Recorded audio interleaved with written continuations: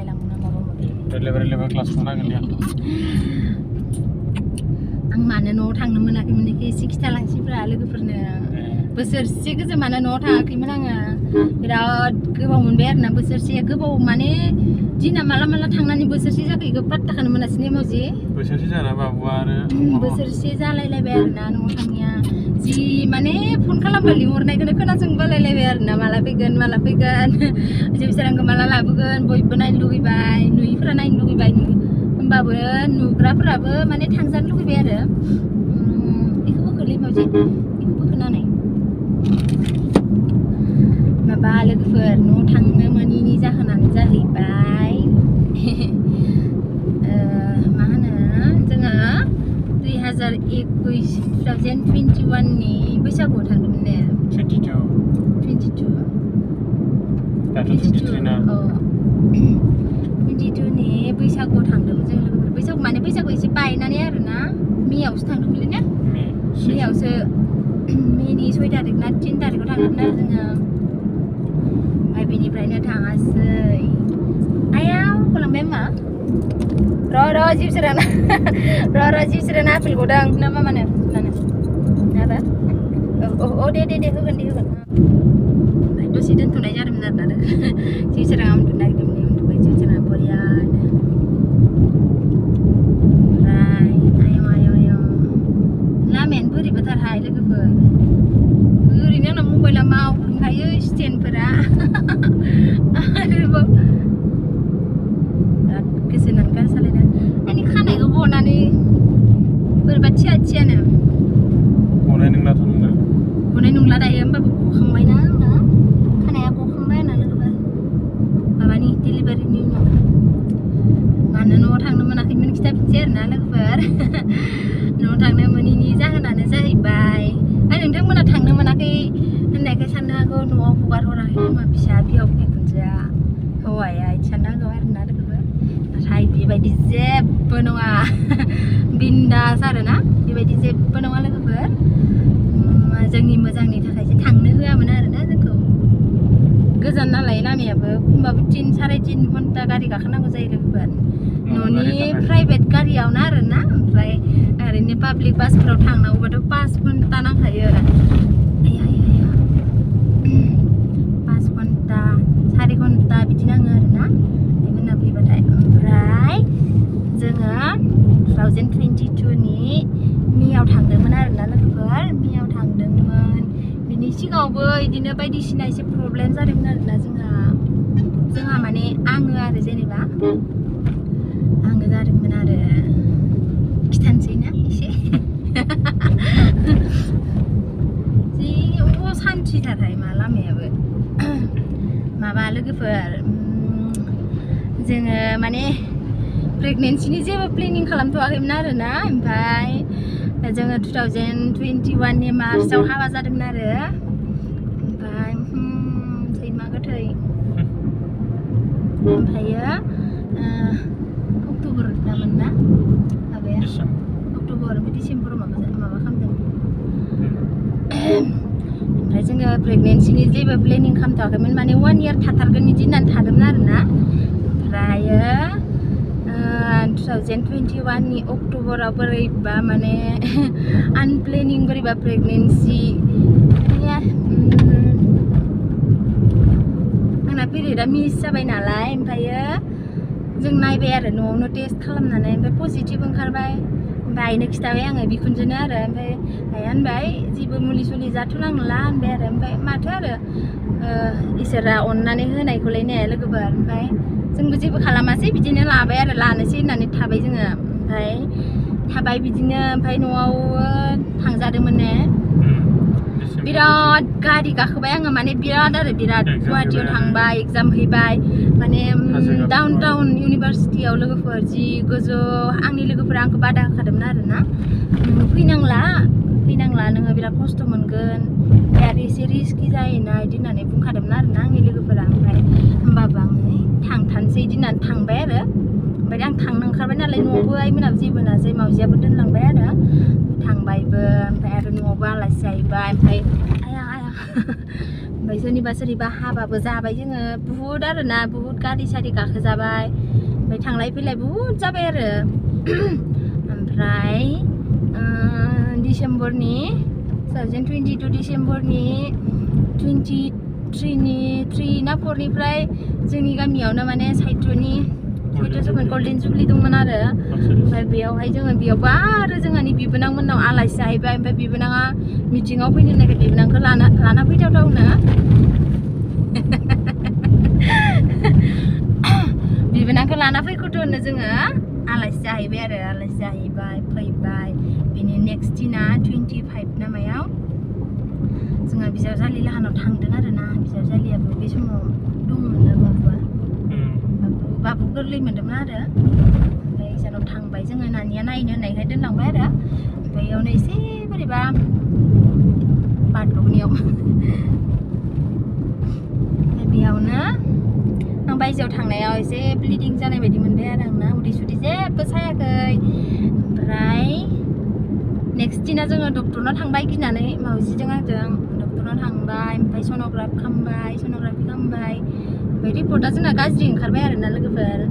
रिपर्टआ गाज्रि ओंखारबाय माने बेबिया जोंना मिसकेरेज जाबाय आरो नस्थ' जाबाय 7 उइक्स जाबायमोन आरोना लोगोफोर ओमफ्रायो दुखु मोनबाय आरो जोङो जेनेबा आनप्लेनिंबाबो जोङो दुखु मोनबाय आरो फार्स्ट बेबिमोन नालाय ओमफ्राय दुखु मोनबा मालाय मा जानो जाथायाथ' जानानै थांखांबाय ओमफ्राय माथो खालामबावनो ना लोगोफोर जाबाय आरो 26आव थांबाय जोङो डक्टरना ओमफ्राय 27आव माने मिटिं सिटिं नायनो गोसो जायासै आरोना मिटिं जादोंबाबो जोङो माने जेबो गोसो जायासै आरो ओमफ्राय 27आव माने डक्टरा बायजोआव दंहैयोमोन आरो जों जाय डक्टरजों ट्रिटमेन्ट लादोंमोन ओमफ्राय 28 डिसेम्बराव वास खालामजाबाय आरोना लोगोफोर वास खालामबाय बिनि सानाय आयो बिराद खस्थ'हाय लोगोफोर बिमा जानायाबो एसेल' गोरलै नङा ओंखायनो बिमाफोरखौ अननांगौ बिमा बिफानि दाहारखौ थैजासिम सुख'नो हायानो फिसाफोरा लोगोफोर ओंखायनो बिमा बिफाखौ रेसपेक्ट खालामनांगौ आरोना जिमानबाबो जेनेबा मालाबा रायनाय बुंलायनायाथ' जाखायोना मानसिनाव आरो जोनोमनिफ्रायनो रागा बोराबनाय बेफोरखौथ' फैफाखानाय नालाय मालाबा बुंफ्लाङो आरो जेनेबा बुंबाबो गोसोआव दुखु मोनो आरोना बिमा बिफाखौ माबा मोनसे होनफ्लांबाथाय आं माने थिनफ्लांखो बिदि होननानै थेवबो बुंबाबो माने अननाया थायो आरोना अनो बिमा बिफाखौ ओमफ्राय थांबाय बिथ' थांबाय नालाय ओमफ्राय जोंखौ 3 बा 4 मान्थस थानानै लाफिननो हागोन बेबि बिदि होननानै बुंबाय आरो डक्टरा ओमफ्राय थाबाय जोङो थायै थानानै ओमफ्रायो बेखिनियाव बया सुवेटारहाय लामाया दोनथ'नांगोन ओमफ्राय लोगोफोर डक्टरा जोंखौ 3 बा 4 मान्थस थानानै लाफिननो हागोन होनबाय ओमफ्राय बिदिनो थायै थानानै जेनेबा डिसेम्बराव जाबाय नालाय डिसेम्बराथ' जोबखाबाय January February March April May June मेआव आलासि जानानै फैबाय जोङो ओमफ्राय जुन नेक्स्ट मान्थनिफ्रायनो आङो प्रेगनेन्सि जाफिनबाय आरोना लोगोफोर इसोरनि अननायाव मानसिफोरनि बोराव जोंनि फोथायनायाव जोंनि धोर्ज्य हमनानै थानायाव आरोना लोगोफोर नोंथांमोनाबो सोरबा बेबाय आंनि भिउवार्सफोरा सोरबाफोर बेबायदि प्रब्लेमाव गोग्लैदोंबा जेबो माबा नाङा आरोना सिन्था जानाङा लोगोफोर खाफालाव दंबा मोनफिनखायो जेबो नङा जानांगौआ जाखायो आरोना बबेबा थांबाबो थाङाबाबो जेनेबा आंथ' बिराद ओजों ओजा थांबाय र' स्पिड ब्रेकार मोनदों आंहा ओजों ओजा थांनायखाय एसे जेनेबा ओजों ओजा थांनायनि नाम जाबाय आरो जेनेबा ओमफ्राय खिन्थु आंसो गारि गुरि गाखोनानै जाबाय जेनेबा ओमफ्राय सोरबा बायदिया जे न'आव थायै जे जायो बिसोरखौ मा होनगोन जानो गोनाङा जाखायो होननानै साननांगोन आरोना लोगोफोर ओंखायनो नोंथांमोनाबो सोरबाफोर बेबायदि प्रब्लेम जादोंबा जेबो सिन्था खालामनाङा आरोना लोगोफोर इसोरा बयखौबो नाहरखायो ओमफ्राय जोंनिफ्राय प्रेगनेन्सि जाफिनबाय ओमफ्राय जेनेबा बेबायदि जाबाय नालाय सिगाङाव जोंनाव गिनाय हाबबाय आरोना लोगोफोर जोङो आइया गिबाय ओमफ्राय आइयाबो माबा मोनसे बिदि जाबाथ' आरो उनावबो जासि मोनखायोना ओमफ्राय आइयाबो होनबाय गारि गुरि गाखोबाय थानांला देनां थांनो हागोन होननानै जोंखौ गाज्रिनि थाखाय बुङाखै आरोना जोंनि मोजांनि थाखायसो बुंदों नङा होमबा लोगोफोर जोंनि फिउचारनि थाखायसो ओमफ्राय जोंखौ होनबाय आरो देनां थांनो हागोन एसे माबाबाथाय फार्स्ट टाइमाव आरो गारि गाखोनाय एसे माबा गिनांगौखाबो प्रेगनेन्सि टाइमाव लोगोफोर डक्टरफोराबो बादा होखायो आरोना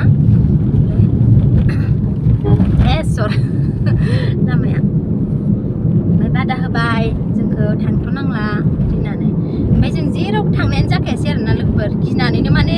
डक्टरनाव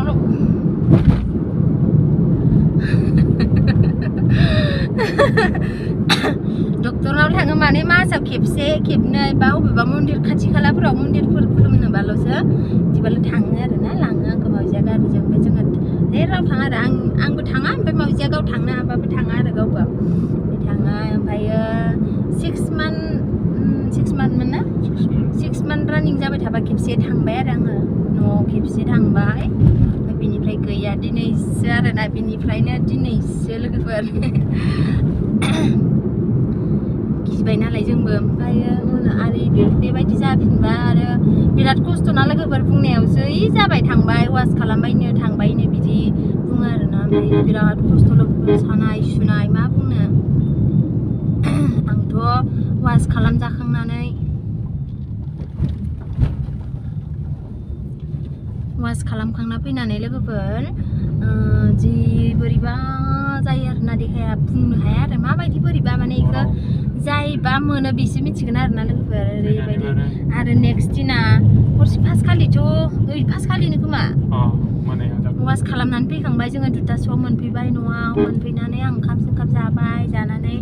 रेस्ट लाबाय माने खामानिथ' मावनो होखाया सप्तासे खामानि मावनो होखाया आरोना ओमफ्राय उन्दुबाय ओमफ्राय मोनानि गोजां बोथोरबाव मोनानि 2टासोनिफ्राय ओरैबायदि उदै साबाय आरोना लोगोफोर ओरैबायदि उदै साबाय माने मुलि जाबाबो खाथियासो ओमफ्राय खर'फोरा बोरैबा जाजोब्बाय मुलि लायबाय आरोना आइजों बाबाजों हर खोमसि खोमलावनो अनाखाना मुलि लायबाय मुलि लायनानै होफैबाय बेखौ जाग्रोबाय जानानै ओमफ्राय खर'फोरा बोरैबा जाजोब्बाय आरो आंना एकदम बोरैबा जाजोब्बाय आरो गेस जाबाय ओमफ्राय मा बोरैबा जाजोब्बाय आरो एकदम लोर सोर बिदि जाबाय आरोना ओमफ्राय बिदि जानानै ओमफ्राय आरो हरावनो मावजिया हरनि 2:30आवनो गारि लानानै डक्टरथ' नङा जेनेबा फार्मासि दं आरो आदा जायो ओमफ्राय बेखौ लाना फैबाय गुसुना फैनोबो आरो हर 2:30आव सोर फैगोन गोजां बोथोरनि हर ओमफ्राय लायबाय मावजिया लायनानै बिजि होनानै दसे थानानै एसे सागाबाय आरो सागानानै उन्दुबाय लोगोफोर जि खस्थ'हाय बिराद खस्थ' गिनाय मोनखायो आरो आंना गोसोखांबाथाय बोरैबा ओमफ्राय उदै साखांनायनि साननै ना मा थानानै आरोना लोगोफोर एसे मोजां जाबाय आरो आं एसे मोजां जाबाय आरो ओमफ्राय ओंखामखौबो एसे जानो हाबाय आङो आलु फ्राय एवनानै होदोंहाय आंनो ओमफ्राय आलु फ्राय एवनानै होनायखौ बानलु फिसाथाय एसे थिफ्लेलायनानै जाबाय आरोना एसे जाबाय आं ओइदिनखालि ओंखामबो जानो हायाखैमोन नालाय ओइदिनखालि एसे जाबाय आरो गोथाव मोननानै ओमफ्राय जाखांनानै दसे थाबाय उन्दुनोसै आरोना गोलांनोसै सानजौफुनि ओंखाम जाखांनानै ओमफ्राय आं एसे खिनो ओंखारनाय मोनबाय आरोना ओमफ्राय खिनो थांबाय आङो मावजिया होनखादों हारसिं थांनो हागोन नामा होनना सोंखादोंमोन आरो ओमफ्राय जेबो मोनाखैमोन नालाय ओमफ्राय आङो मा होनो हारसिं थांनो हागोन होननानै थांबाय आरोना लोगोफोर ओमफ्राय थांनानै जे माबायदि जाहैखो माने ओरैबायदि आरोना लोगोफोर हारसिं थांनो हागोन होननानै थांबाय आरो आंना लोगोफोर ओमफ्राय दानाथ' लेट्रिन मोनहैनानै खोमसि नुजोब्बाय बिराद दुरबल खोमसि मोनजोब्बाय उदैया ओरैबायदि साबाय माने जिउआव बेबायदि उदै साफेराखैमोन आङो ओरैबायदि उदै साबाय ओमफ्राय आं माने लेट्रिनावनो जना थाबाय आरोना आं गाबज्रिनोबो हाला रावखौबो लिंहरनो हाला ओंखाम जाखांनानै उन्दुजोबदो बोरैबा बाबाया माबानो बाहेरायाव थांदो आरोना बायजोआव थांदो बाबाया ओमफ्राय आं बाबाखौ लासैनो बाबा होननानै गाबज्रिबाय आरो ओमफ्राय आं उदै सादो थांनो हाला मावजिखौ थिनहर होननानै माबाबाय आरो आं बुंहरबाय बाबाखौ ओमफ्रायो बाबाया मावजिनो खिथाफैबाय ओमफ्राय आं दाना लेट्रिन दरजाखौबो खुलिनो हाला मावजिया बोखावथारनोसै दाना दरजाखौनो बोखावनोसै आरोना गिनानै ओमफ्राय दा आं खुलिबाय जेने तेने खुलिनानै ओमफ्राय आंखौ मावजिया बामना लाबोबाय आरोना आं थाबायनोबो हाला नालाय ओरैबायदि साबाय उदैया मावजिया आंखौ लाबोबाय लाबोनानै आं फिसाबाबो बिराद गिलिर लोगोफोर ओमफ्रायो मा होनो आइमोनाबो थांबाय मा जालायखो बिदि होननानै मा जालायखो दानिसो मोजांमोन बिदि होननानै थांनानै ओमफ्राय आइया हमथाबाय आंखौ जि बोरैबा जालायबाय आरोना आंबो इयावबो मा बुंनो हायो लोगोफोरा जोबा हाथिबो बुंनांगौआ ओमफ्राय जि बोरैबा जालायबाय ओमफ्राय गोबाला जोबलायबाय आं इयाव आइया जि सुलायबाय अन्थाव बाथावनो माने बिराद खस्थ' इखो नोंलाय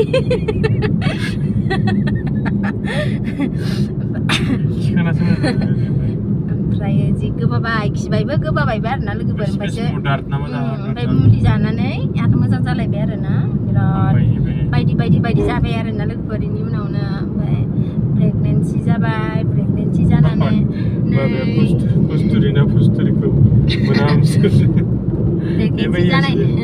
प्रेगनेन्सि जाखांनानै नै जा किउट जागल' मोलो जिउ सोरांखौ मोनबाय आरोना लोगोफोर इसोरनि अननायाव मार्चनि 14आव नैबे बोसोरनि मार्चनि 14आव 8 मार्चआव जोंनि एनिभार्सारि ओमफ्रायो 14आवहाय जोंहा जिउ सोरांखौ मोनबाय आरोना जिउ सोरांखौ मोननो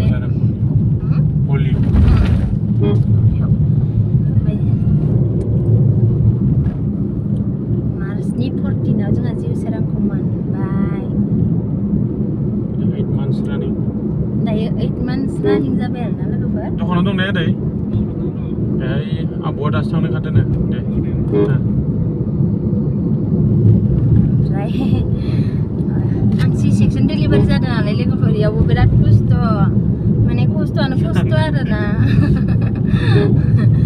मालायफोरा 24 घन्टाल' दै मोनलोङा आङो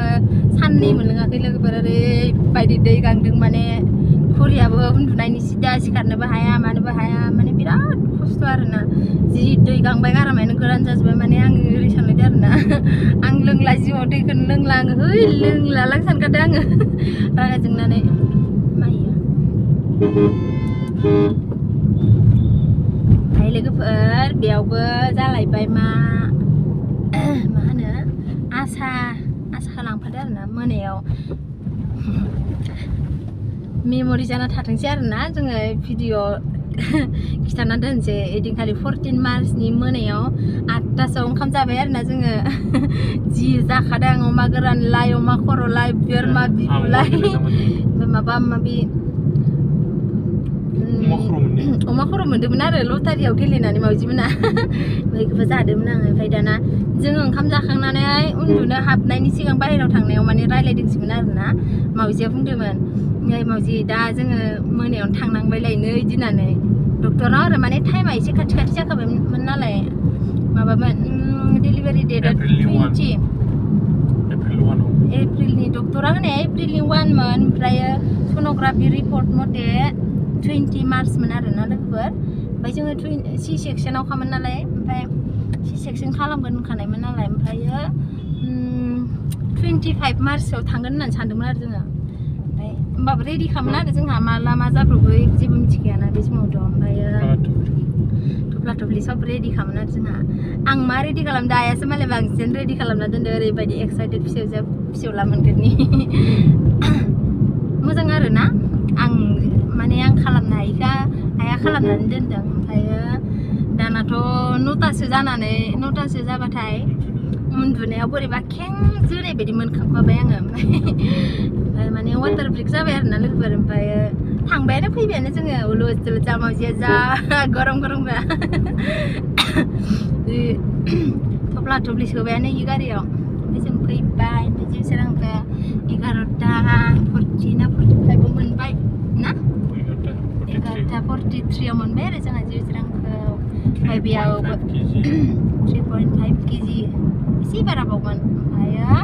बेयावबो जोंहा आइया थाफैनो हालायासै आरोना बेयाबो देहाया उसुखमोन ओमफ्राय थाफैनो हायासै आरो ओमफ्राय बेयावबो सोरबा बुंलायबाय एफा फिसाजोनि माबायावनो बिमाया थाफैयाखै साना बिदि होननानै मा बुंनो आरोना प्रब्लेमखौथ' बुजिनांबायना लोगोफोर ओमफ्राय जा खालामो मावजिजों आइजोंनो खालामजोब्बाय आरो आंनि जि जोम सुनाय खि हासुदै सुनाय बाबुनि आइयानो माने मावजिया मालाबा सुयो ओमफ्राय आइयानो माने 1.5 माससोखौ आंथ' हाखायासै नालाय आइयानो सुजोब्बाय आरोना बेफोरनि दाहारखौ सुख'नो हानाय नङा आरोना बिखुनजोबाबो बिमा बायदि आरोना जेनेबा मा होनो बिमा गैया होननानै माने आं बिमाया फैनाय मोनबा आं बेबायदि जेबो सानासै आरोना लोगोफोर बेबायदि आं हायै समावबाबो जेनेबा सोरबाथ' बारा केयार खालामाना ओमफ्राय बे समाव बिमाफोरखौ गोसोखाङोना लोगोफोर आइ थानायमोनबा आंनो मावना होगौमोन बिदि जानाय लोंनायनिखौथ' मावजियानो होजोबखायोमोन आंनो जगार गासिबो आरोना ओमफ्राय आंनि सुनाय माने बिमा गैयाबाबो 1.5 माससिम आइयानो थाफादों आरोना उन्दुदों माने उन्दुफादों थाफादों ओमफ्राय बिमाफोर थाफैनो हायाखैबाबो माने बिमा थाफैनायमोनबा बेबायदि साननाया फैयासै आरोना लोगोफोर लाक्कि होनना लानांगोन आरो गावखौनो ओमफ्राय प्रेगनेन्सि टाइम फार्स्ट प्रेगनेन्सि टाइमनिखौथ' बुंनांला लोगो दुगैनाय जिखौनो सुना लानो बायोमोन आं बे समाव बयनिबो देहाया एखे जायाना लोगोफोर बिराद मा होनो ओंखाम जानो हाया खब'नै खब'थाम जायो ओमफ्राय 7-8 बार गोबायो मा ओमफ्राय आंनो मावजिया थालिर लेबुनि रोसि माबा माबि जगायनानै दसे जगायना होबाय थायोमोन आरोना हारसिंबाथ' इखिनि देहायाबो थानाय नङामोन आरो ओरैबायदि हामख्रंजोबदोंमोन आङो ओमफ्राय आं गावनि दुगैनाय जिखौनो सुना लानो बायोमोन आरो मावजिया जा जि अथाव बाथाव सुनानै होजोबसिगोन आरो आं गानस्लायनाल' फैसिगोन मावजिया सुना होसिगोन आरो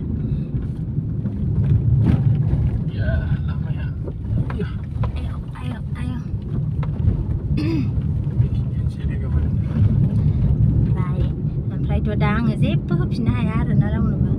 आरो होफिननो मालाय मा होफिननो लोगोफोर बिमा बिफानि बिहाव बिखुनजोनियानो जा बिमा बिफानियानो जा नोङो मा होनो गाननाय जोमनाय होनायजोंथ' नोङो बिसोरनि अननाय बिसोरनि मोजां मोननाय बिसोरनि खस्थ'खौ सुख'फिननो हायाना लोगोफोर ओंखायनो आंखौ जेरै अनदों आंखौ जेरै मोजां मोनदों केयार खालामदों बिसोरबो बोराय बुरैहां जाबायानो जेनेबा फिसौला मोनबाय थैजासिम जेनेबा आं जिखिनि हायो बेखिनि नायलांगोन आरोना जेनां बिसोर हायि जाबा आंखौ जेरै आबार खालामदों आंबो बिदिनो खालामफिनगोन आरोना थांनानै थायोबा लोगोफोर बेखिनियानोसै जोंनि बाबुनि आंनि जिउ सोरांनि न'आव थांनो मोनैनि काहिनिया